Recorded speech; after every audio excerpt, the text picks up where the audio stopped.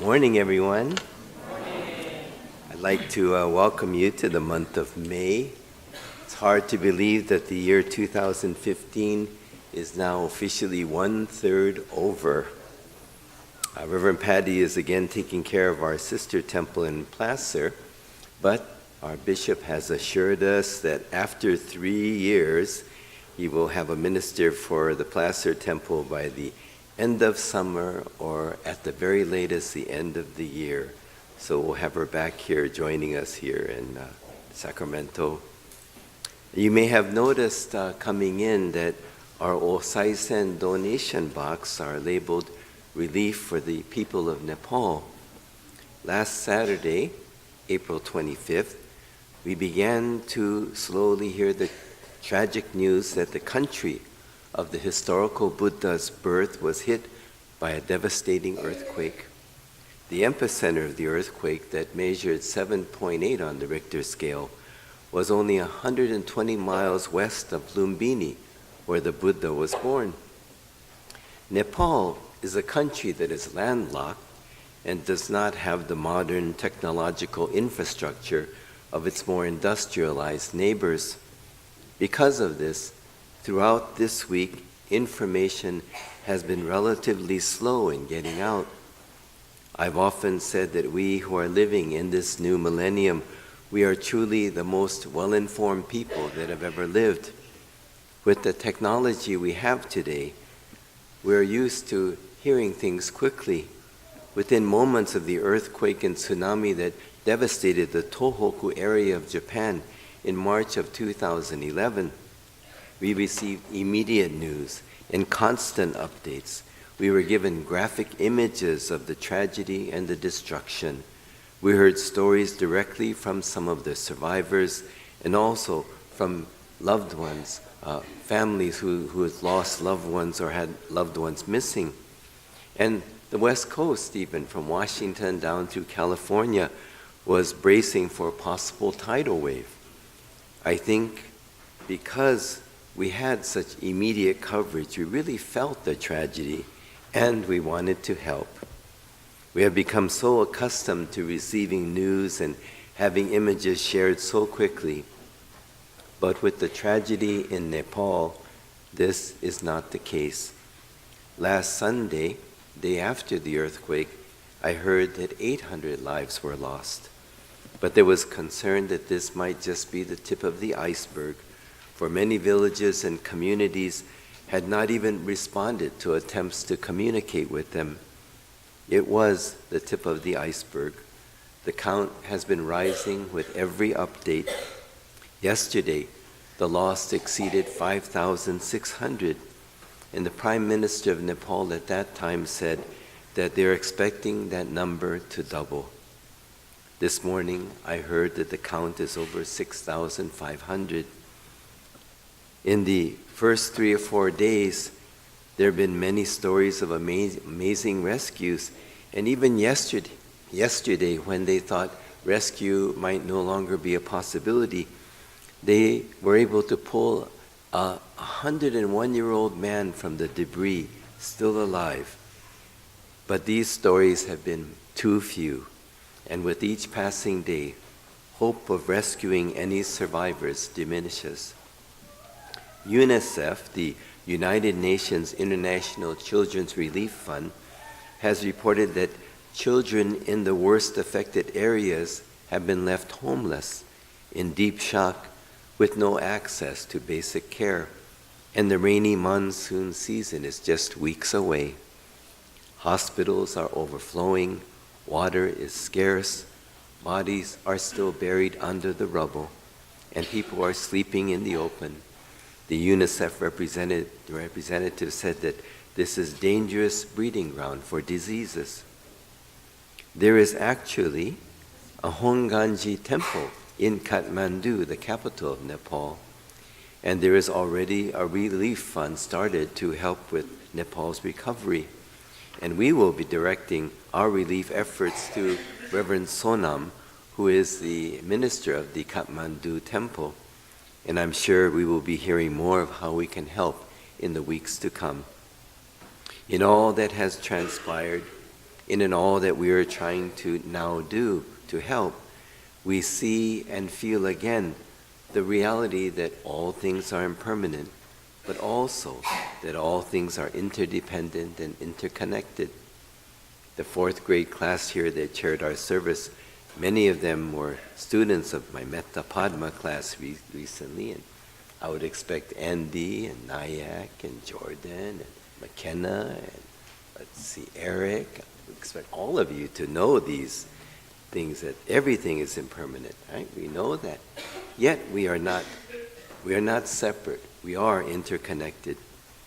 In times of such tragedy, I find myself being reminded of what Buddhism calls devas, or heavenly beings. When I was a much younger student of Buddhism, I wondered what place the concept of a heavenly being could possibly have in Buddhism. I asked many of my teachers, and one of my main teachers, Dr. Moksem Miyuki, when I asked him, what is a heavenly being? What is this form of existence that Buddhism calls a deva? With a knowing smile, my teacher and mentor, Miyuki Sensei, responded, devas are fools who think they are immortal. Devas are fools who think they are immortal. Heavenly beings are those who live foolishly, thinking that they can take for granted the gift of life and the gifts of love that they have in their lives. When we live taking things for granted, we become devas. We fail to see what is truly of value in living each day. We are fools who think we are going to live forever. When we are devas, we think that our happiness is in getting things we want or in having our way. When we are devas, we think that the whole world should revolve around us. When we are devas, we are truly fools who think we will have forever to do whatever we want.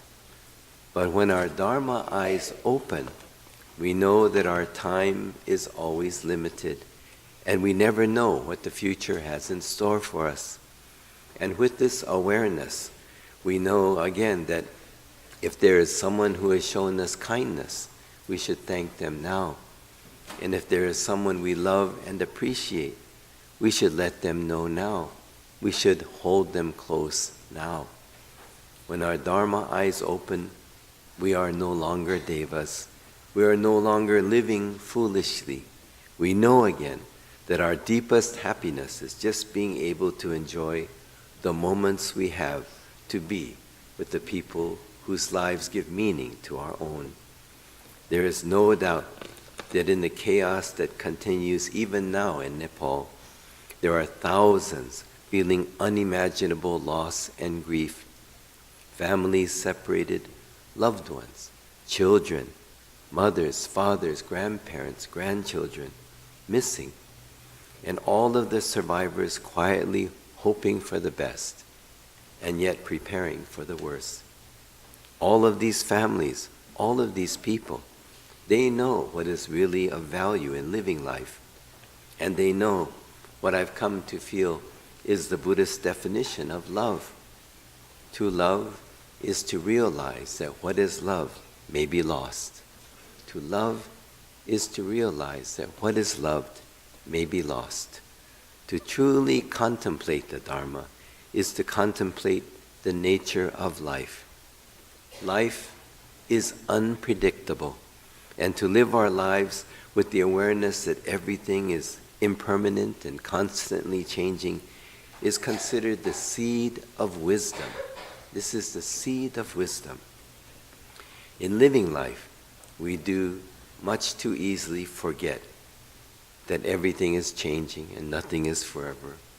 And in forgetting, we fall into comfortable routines, taking for granted the love of family, the companionship of friends, and the gift of each day. In reflecting on all that the people of Nepal are being made to endure, let us keep our Dharma eyes open.